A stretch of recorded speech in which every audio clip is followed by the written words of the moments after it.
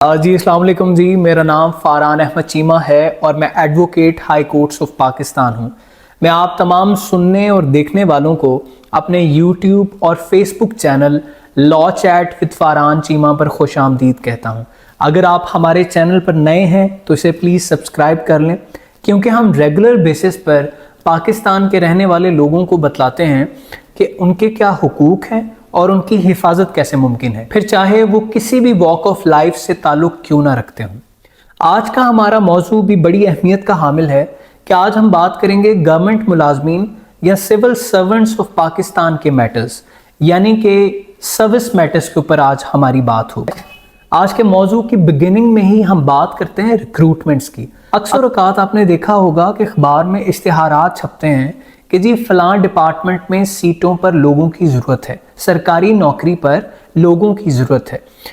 और उस इश्तिहार में एक प्रोसेस दिया जाता है कि इस तरह से जी आप अप्लाई करेंगे, आम रूटीन में रिटन टेस्ट होगा, फिर उसके बाद आपका इंटरव्यू होगा या मेडिकल होगा एंड सो। सो बेसिकली अगर आप ये समझते हैं कि किसी भी सरकारी नौकरी पर लोगों की भर्ती हुई है लेकिन एडवर्टाइजमेंट दी ही नहीं गई या इश्तिहार छपा ही नहीं और वहां पर लोगों को भर्ती कर लिया गया, इसका मतलब ये हुआ कि वो जो सिटीजन्स ऑफ पाकिस्तान हैं उनके फंडामेंटल राइट्स की इन्फ्रिंजमेंट हुई है। वो क्या है कि यानी कि लोगों को अनफेयर ट्रीटमेंट मिला है, ड्यू प्रोसेस को फॉलो नहीं किया गया, जिनकी बात करते हैं article 9 and 10A of constitution of Pakistan. तो इन सूरतों में आप ये करते हैं कि आप एक रिट पिटीशन फाइल करते हैं under article 199 of constitution of Pakistan 1973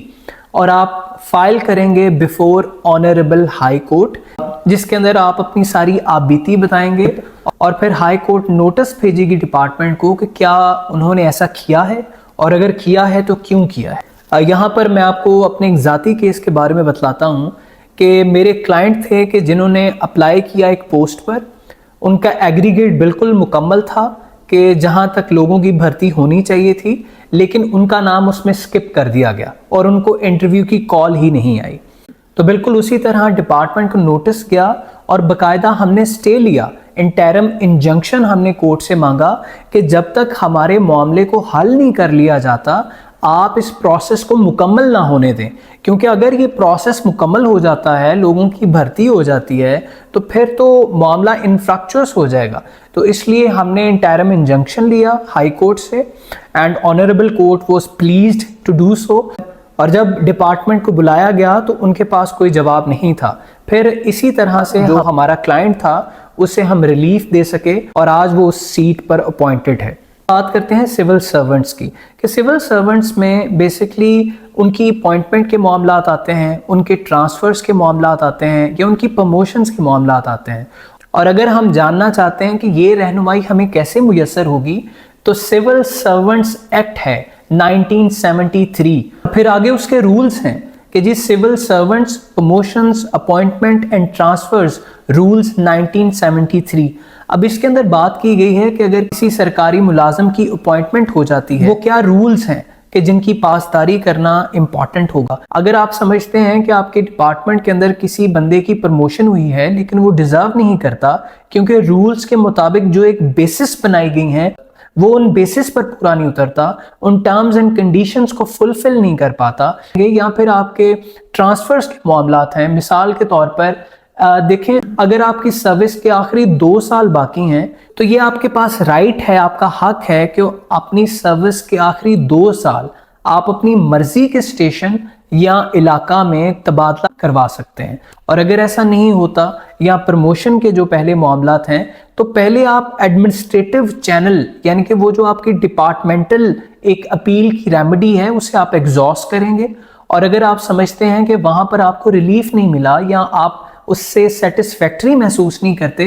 तो फिर याद रहे कि under article 212 of constitution of Pakistan federal service tribunal को बनाया गया है और उसके पास एक्सक्लूसिव जुरिस्डिक्शन है। तो फिर वहां पर आप अपील फाइल करेंगे अगेंस्ट दैट एडमिनिस्ट्रेटिव ऑर्डर, फिर आप वहां पर अपील फाइल करेंगे। अगर आप वहां से भी समझते हैं कि आपको सेटिस्फैक्ट्री आपका रिजल्ट नहीं मिला तो फिर आप सुप्रीम कोर्ट जाएंगे। इसी तरह अगर आपकी सर्विस के बाद आपकी पेंशन के मामलात हैं یا پھر آپ کے بینیفٹس کے معاملات ہیں ریٹائرمنٹ کے بعد، تو تب بھی آپ اسی طرح ڈپارٹمنٹل اپیل پہلے فائل کریں گے، پھر اس کے بعد فیڈرل سروس ٹریبیونل جائیں گے۔ سو بیسکلی یہ terms and conditions of service ہیں۔ تو یہ terms and condition of services پر جب بھی ڈسپیوٹ کریٹ ہوگا تو جو ایکسکلوسیو جورسڈکشن ہے وہ پہلے آپ کے ایڈمنسٹریٹرز کے پاس ہے اور پھر اس کے بعد آپ کے فیڈرل سروس ٹریبیونل کے پاس ہے۔ اکثر اوقات ہم یہ دیکھتے ہیں کہ سرکاری ملازمین کو سروس سے ٹرمینیٹ کر دیا جاتا ہے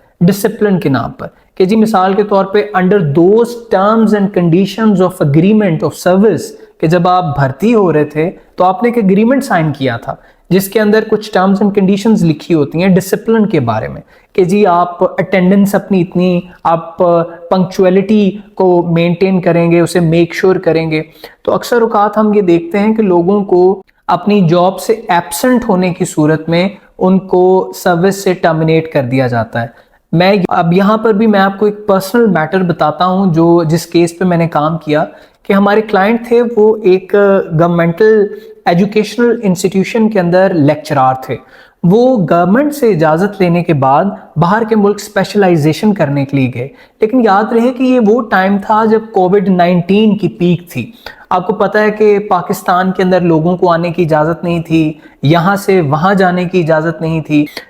کہ پوری دنیا میں لاک ڈاؤن لگا ہوا تھا، آپ کہیں پہ ٹریول نہیں کر سکتے تھے۔ تو اس دورانیے کے اندر جو ہمارے کلائنٹ تھے وہ وہاں پھنس گئے اور ان کی ڈگری بھی ڈیلے ہو گئی۔ تو پیچھے سے کیا ہوا کہ ڈپارٹمنٹ نے ان کی سروس کو ٹرمینیٹ کر دیا۔ تو ہمارے کلائنٹ نے پھر ہمیں ہائر کیا، اور وہاں پہ مین ہمارا گراؤنڈ یہ تھا کہ وہ جو ایبسنس ہے کیا وہ ولفل ایبسنس ہے، کیا جان بوجھ کر آپ نہیں آئے؟ لیکن جب ہم نے سارے ثبوت دیے کہ کس طرح سے ہماری ڈگری بھی ڈیلے ہوئی، کس طرح سے ہم آ نہیں پا رہے تھے، ٹکٹس نہیں مل رہے تھے، تو پھر فیڈرل سروس ٹریبیونل نے ہمارے جو کلائنٹ تھے انہیں ان کی سروس پر دوبارہ سے اپوائنٹ کیا، اور جس دورانیے کے اندر ان کو تنخواہ نہیں ملی تھی وہ ان کو تنخواہ بھی دی گئی۔ سو بیسکلی اس طرح سے آپ پروسیجرز کو فالو کرتے ہوئے، رولز اینڈ ریگولیشنز کو مد نظر رکھتے ہوئے اپنے کیس کو پلیڈ کرتے ہو۔ ہم آج کے اس ڈسکشن پہ آخری بات کریں گے ان لوگوں کے بارے میں کہ آپ نے اکثر دیکھا ہوگا کہ گورنمنٹ کی پرماننٹ پوسٹ کے اگینسٹ کچھ لوگوں کو کانٹریکٹ کے اوپر ہائر کیا جاتا ہے، اور پھر ٹائم ٹو ٹائم اس کانٹریکٹ کو ایکسٹینڈ تو کر دیا جاتا ہے لیکن اس کو پرماننٹلی ہائر نہیں کر لیا جاتا۔ ایسے لوگ یاد رکھیں کہ جب کل کو ڈپارٹمنٹ انہیں فارغ کرنے کی کوشش کرے گا تو آپ لوگ سروس ٹریبیونل میں نہیں جا سکتے، کیونکہ آپ لوگ سول سرونٹ یا پھر گورنمنٹ کے ملازم نہیں ہیں۔ لیکن یاد رہے کہ آپ لوگ جس پوسٹ پر تعینات ہیں وہ ریگولیٹ کی جا رہی ہے تھرو اسٹیچوٹری پروویژنز۔ تو آپ کے پاس جو ریمیڈی اویلیبل ہے that is under article 199 of constitution of Pakistan. تو آپ ہائی کورٹ میں ریٹ فائل کریں گے، اور اس کے اوپر بے شمار ججمنٹس موجود ہیں کہ جس کے اندر کورٹس کا یہ ماننا ہے کہ جب انسان ایک اپنی پرائم ایج پہ ہوتا ہے، جوان ہوتا ہے،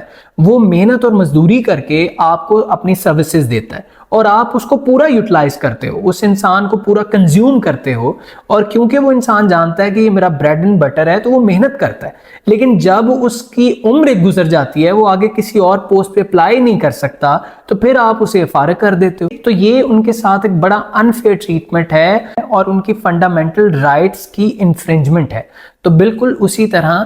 پھر کورٹ وہاں پر ریلیف میسر کرتی ہے۔ اور اسی ڈسکشن کے ساتھ ساتھ یہ یاد رہے کہ پاکستان کے اندر لیبر کورٹس کا بھی قیام موجود ہے، کہ جہاں پر جو لیبررز ہیں اگر ان کو ان کے رائٹس کی انفرنجمنٹ ہو رہی ہے، یا ان کو ان کی تنخواہ وقت پر نہیں مل رہی، یا ان کے ساتھ کہیں پر ناانصافی ہو رہی ہے، تو وہ اپنے کیس کو لیبر کورٹس کے سامنے بھی پلیڈ کر سکتے ہیں۔